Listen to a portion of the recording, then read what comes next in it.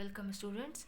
Today in this video we are going to study the relation between delta H and delta U. Already we are now aware of word delta H. Delta H is change in enthalpy, whereas delta U is change in internal energy. In my earlier video I have explained you the term enthalpy, and I have also derived the equation delta H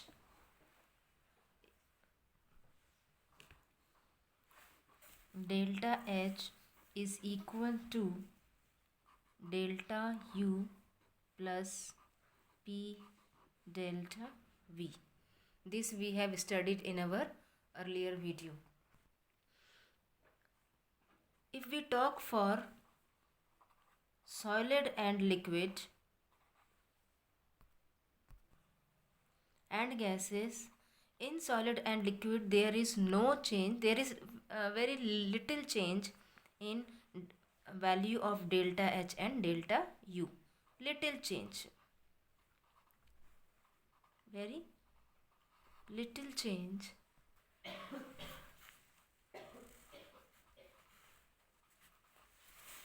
While in gases, delta H and delta U is of great importance. Means solid और liquid में यदि हम delta H और delta U के difference की बात करते हैं, इट इज़ वेरी लिटिल, और we can say that it is less significance. But if we talk in gases, delta H and delta U, difference in between these two terms is of very great importance. So why it is such? That is the matter we are discussing it here. और वो इसके बीच का difference क्या है, that we are going to study. That is the relation which we are going to study here. अब हम मान लेते हैं कोई सी हमारी एक गैस है, उसमें जो नंबर ऑफ मोल्स हैं that is Na. I am explaining it here. Volume of reactant. Then suppose the gas is, volume of gas is Vb. It is the volume of product. In volume A, the number of moles present is Na. This is the total number of, it is also total volume. Total number of moles of reactant. A is for reactant and B is for product. Number of reactants, and Nb is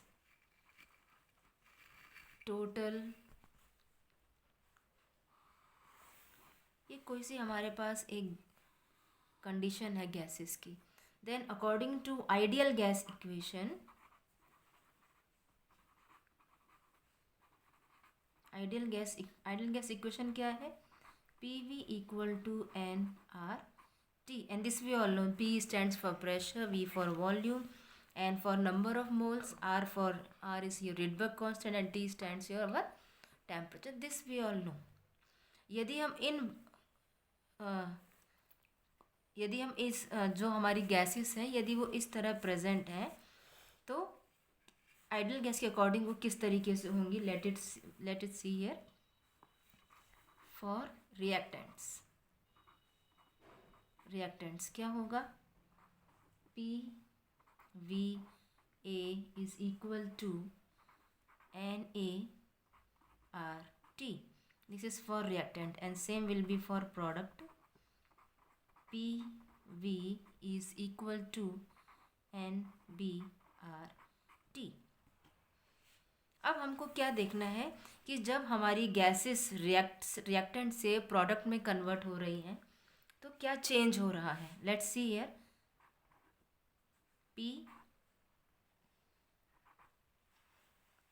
PVB minus, let me write here first one this equation, product minus reactant if we are doing, तो हमको मालूम पड़ेगा क्या change हो रहा है. So let's write first this equation, PVB minus PVA is equal to NBRT minus product minus reactant, NART. अब देखिए क्या होगा, हम यदि इसमें से कांस्टेंट टर्म्स को एक साइड लेके जाते हैं, P is our common, this becomes our this term जो यहाँ पे काट दी थी, VA इक्वल टू RT यहाँ पे कॉमन है तो उनको एक साइड लिख देते हैं, NB minus NART. So this becomes our P, this is change है ना in volume of a product and reactant. So this becomes P delta V equal to, same is here, delta N RT. तो ये एक हमारी equation हो गई है. Now what is this delta N? Delta N is change in number of moles of gases in product and reactant, or we can say it is the difference between the number of moles of reactant and product. तो हम delta N की value को ऐसे भी लिख सकते हैं, delta N is equal to summation of gaseous product, minus summation of number of moles of gaseous reactant. तो डेल्टा एन की वैल्यू ये भी हो सकती है. डेल्टा एन क्या है? It is the difference. Okay, now see here. अब हम क्या करते हैं, इस पी डेल्टा वी की वैल्यू को, this is our equation 1 and this is our equation 2. On putting the value of P delta V in equation 1, हमको क्या मिलेगा? our equation will become, हमारी equation क्या हो जाएगी? Delta H is equal to delta U plus delta N RT. This is the equation for gases, and it is the relation of delta H and delta U in gases, and this equation is for solid and liquid. Solid और liquid में ज़्यादा difference नहीं होता है, which I have already explained you here. While in gases there is, it is of great importance, है ना. और वो क्या है? This is for gases. This equation is for gases. Now see here, what happens when delta n is equal to 0. अब क्या होगा, जब ये डेल्टा n 0 हो जाएगा तो डेल्टा h की पूरी इक्वेशन जो टर्म है, ये पूरी टर्म 0 हो जाएगी. तो क्या हो जाएगा, delta h will be equal to delta u. This is our condition number 1. अब हम मान लेते हैं हमारी डेल्टा एन की वैल्यू क्या है, माइनस, नेगेटिव.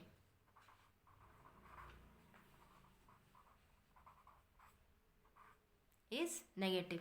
जब डेल्टा एन की वैल्यू नेगेटिव है तो इसके अकॉर्डिंग क्या हो जाएगा, delta H, this will be the relation when delta n will be negative. Similarly, if change in number of moles is positive,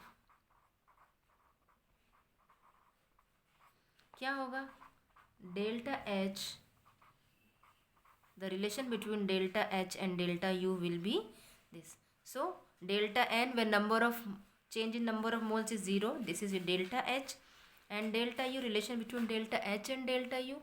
उसी तरीके से जब डेल्टा एन की वैल्यू माइनस होगी तो डेल्टा एच और डेल्टा यू के बीच में ये रिलेशन होगा. So these three are the relation of number of moles of gases in different conditions. I hope you have understood it well. एक चीज़ और यहाँ बताना चाहेंगे आपको, ऐसी कौन सी कंडीशन होगी जब डेल्टा एच और डेल्टा यू इक्वल होंगे गैसेस में, वो कंडीशन आपको बताते हैं. एक कंडीशन तो हमको ये मालूम है, कब? जब डेल्टा एन की वैल्यू क्या होगी. दूसरा, यदि डेल्टा वी की वैल्यू क्या है, means change in volume is zero, then the reaction is carried out at constant volume. तो क्या हो जाएगा, this P delta V will become zero और delta H is equal to delta U हो जाएगा. Okay, now third condition, when the reaction does not involve any gaseous reactant or product. So these three are the conditions for delta H and delta U. ये numerical में हमको बहुत काम आते हैं. एक चीज़ यहाँ थोड़ा सा आपको बताना भूल गए थे, वो यहाँ बताना चाहेंगे. देखिए, delta H is equal to delta U plus delta nRT. This equation stands for gases. We know that delta H is the heat absorbed at constant pressure. And यहाँ पर लिख देते हैं इस इक्वेशन को, delta H is your Q absorbed at constant pressure, while delta U is the heat absorbed at constant volume. यदि हम इस क्यू एच और क्यू पी की डेल्टा एच और डेल्टा यू की वैल्यू को यहाँ रखेंगे, अब this equation will become del Q P equal to Q V plus delta N R T. तो एक इक्वेशन हमारी ये भी हो सकती.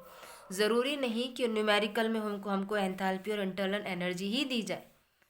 कई बार ऐसा होता है, हमको एंथैल्पी और इंटरनल एनर्जी ना देकर heat absorbed at constant pressure और heat absorbed at constant volume दे दी जाए, तो हम इस इक्वेशन को इस फॉर्म में भी लिख सकते हैं. So here we have I have explained you three equations, number 1, number 2, and this we all are knowing, and this is our equation number 3. I hope you have understood it well. In our next video we will be meeting soon. Thank you for watching it.